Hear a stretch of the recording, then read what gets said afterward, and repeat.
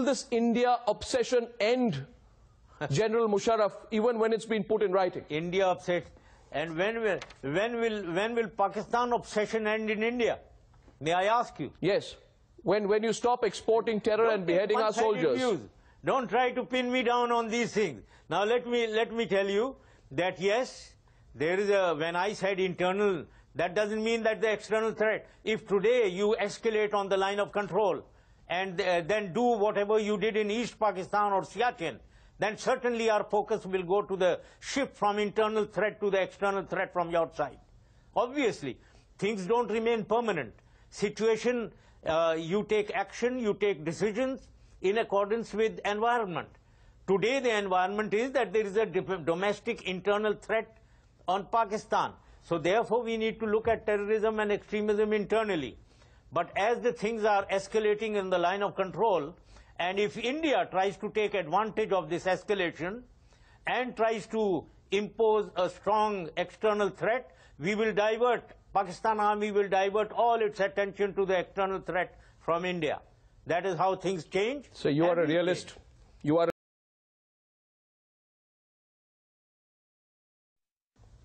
So you are saying. We must understand what is happening. No. I mean, you've got extremists in India. So those who don't allow our cricket team to play. So at what stage? Those who want to kick out our hockey players. Sir. Isn't this a very extremist view? Sir.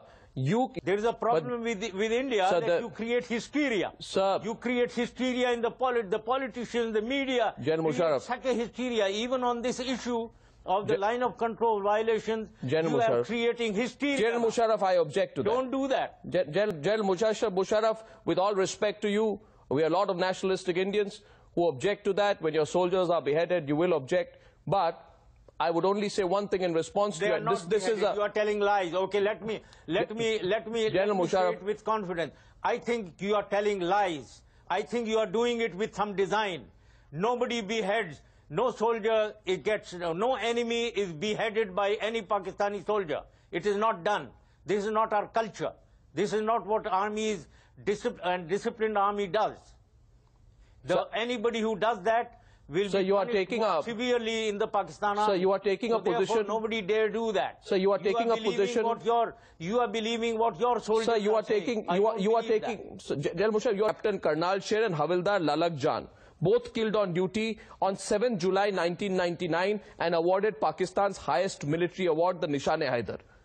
You see, you must, General Musharraf, there is an absence of consistency. When you talk about Mujahideen, at the same time... What consistency are you talking of? Listen, I've written a book and explained everything. The whole Kargil episode started with the Mujahideen.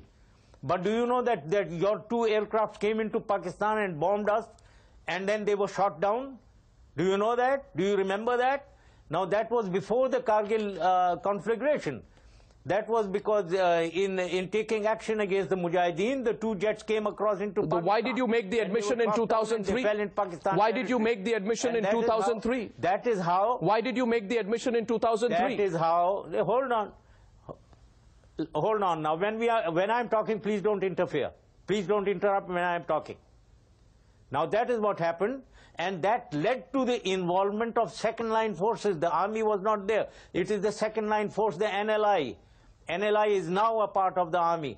Previously, it was a second-line force, like the Rangers, like the Frontier Corps. Sir, I am sorry. So they were the ones who were involved. And Lalak Jan belongs to that force, to the NLI. Sir, let me tell you. And so was Karnal Singh. Sir, let me tell you, General, issue of Mujahideen versus forces.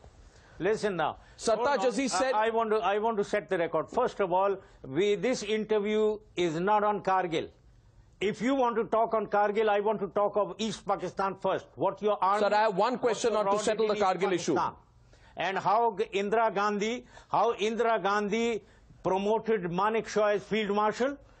And how she said that her greatest achievement is to disprove the two-nation theory. General Musharraf, from there. So stop discussing Kargil. General Musharraf, we are going to discuss that. Then we come to Siachen. No, one question on Kargil. No, so no more questions on Kargil. One question on Kargil. Pakistan. Will you allow me? No, nothing more. We've discussed enough.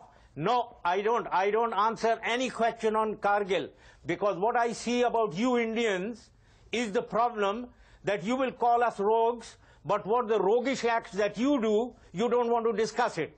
Now cut that out. I don't take that.